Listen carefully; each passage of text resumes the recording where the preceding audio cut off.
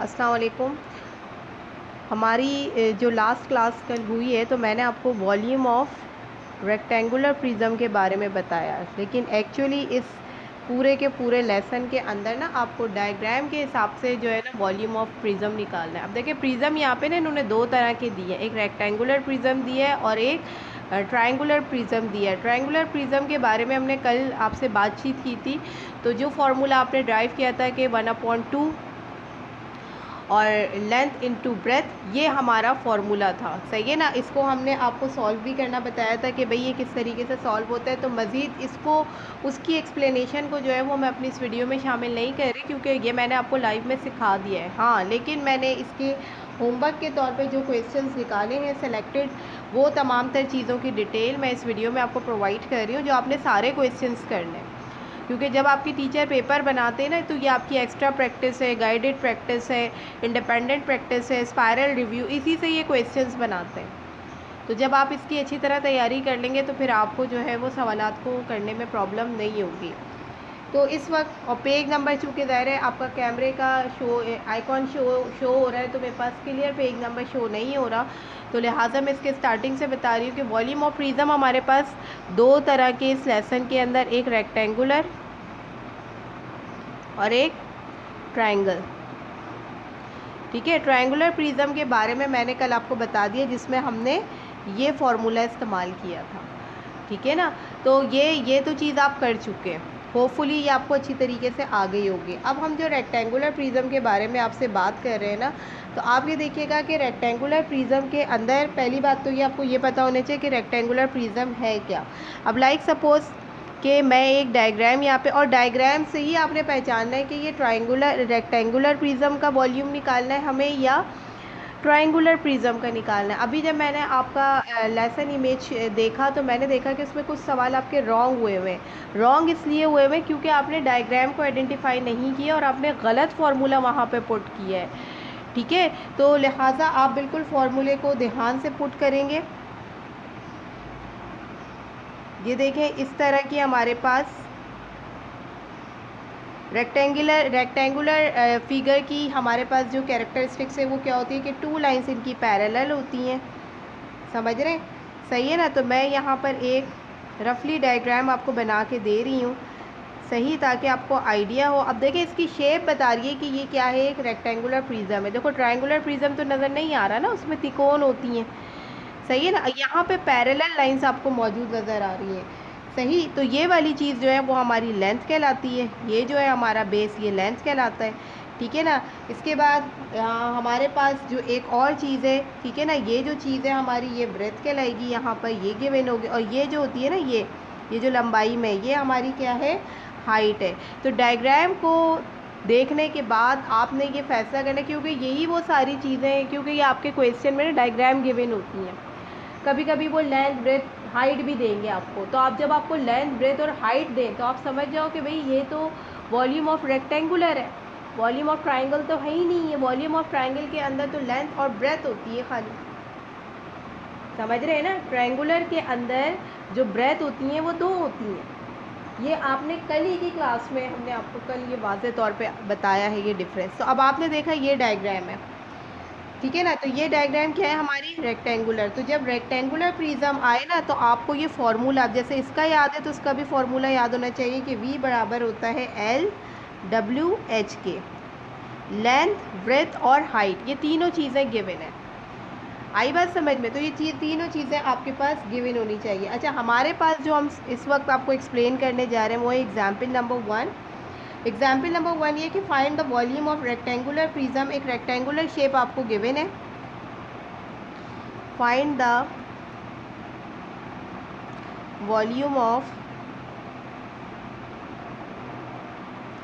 Rectangular prism. तो ये ना हमारे पास रेक्टेंगुलर प्रिज्म का जो वॉल्यूम है ना वो हमें फाइंड आउट करना है। ठीक है ना। डायग्राम आपके पास गिवन है, साइड में आप देखिएगा, पेज नंबर देख लीजिएगा, लेसन ज़ाहिर स्टार्ट एग्जाम्पल नंबर 1 गिवन है। तो जो डायग्राम हमारे पास गिवन है, सही, उसको देख लेते हैं। उस डायग्राम के अकॉर्डिंग इन्होंने यहाँ पर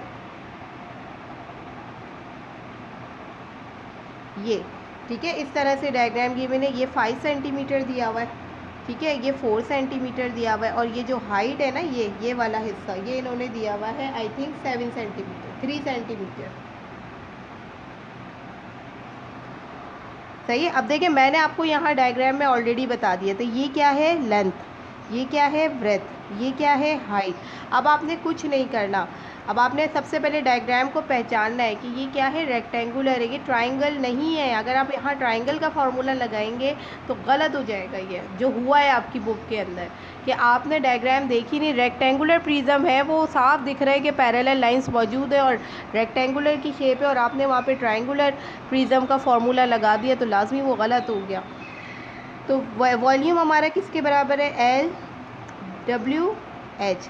पुट कर दें, लेंथ की वैल्यू क्या है 5 सेंटीमीटर, 4 सेंटीमीटर एंड 3 सेंटीमीटर। आप इन तीनों को आपस में मल्टीप्लाई कर दीजिए, तो आपके पास जो आंसर आएगा वो आएगा 60। ठीक है ना। ये क्या है, when we find out the volume of rectangular prism. मैं बार बार देखिए रिपीट कर रही हूँ कि शेप को आइडेंटिफाई करके आपने फार्मूला लगाना है। अगर आपके पास शेप गिवन है तो वहाँ तो लिखा हुआ आता है सिर्फ वॉल्यूम ऑफ प्रिज्म निकालें, वहाँ थोड़ी लिखा हुआ आएगा वॉल्यूम ऑफ रेक्टेंगुलर या वॉल्यूम ऑफ ट्रायंगुलर प्रिज्म। वो तो कहेंगे सिर्फ find the volume of the prism और डायग्राम गिवन है। अब आपको खुद पहचानना है कि भाई ये रेक्टेंगल है या ट्राइंगल है, तो इसीलिए मैंने दोनों को यहाँ क्लासीफाई की है। सही है। तो ये हमारे पास आ गया इसका गॉट इट ए, ये आपने खुद करना है।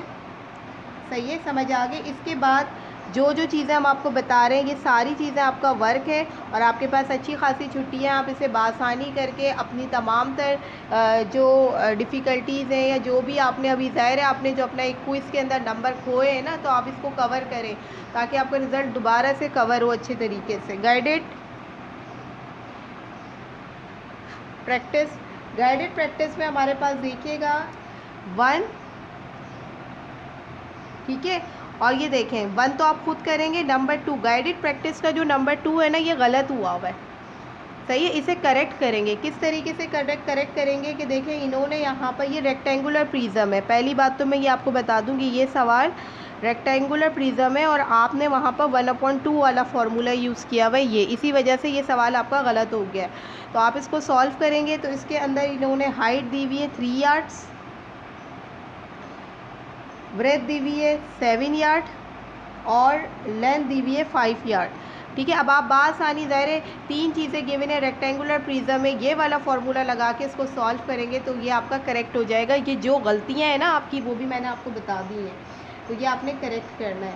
ठीक है ना। तो ये करना है आपने गाइडेड प्रैक्टिस का 1, 2 और 3 पार्ट ये करना है। इसके अलावा हमारे पास इंडिपेंडेंट प्रैक्टिस है।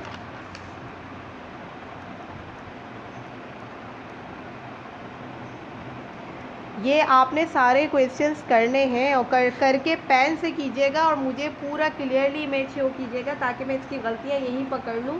और आपने कल के काम का हमें इमेज शेयर नहीं किया तो मुझे पता ही नहीं चला कि आपने क्या काम किया है। तो लिहाजा इसके अंदर मिसलिनियस क्वेश्चन है, इसमें वॉल्यूम ऑफ प्रिज्म ट्रायंगल का भी है, रेक्टेंगल का भी है, तो ये सब चीज़ें आपने मुझे करके दिखानी है। इंडिपेंडेंट प्रैक्टिस के अंदर 1, 2, 3 और 4 ये क्वेश्चन गिवन है, ये आपने करना है। इसके अलावा एक्स्ट्रा प्रैक्टिस है। एक्स्ट्रा प्रैक्टिस के अंदर जो क्वेश्चन है आपके पास वो है 10, 11, 12, 13, 16 and 17. This is your homework to complete this lesson to find out the volume of a prism. Now first we find out the figure, identify that this is the volume of a rectangular prism or the volume of a triangular prism. Then find out the volume of prism. Okay, now putting the correct formula.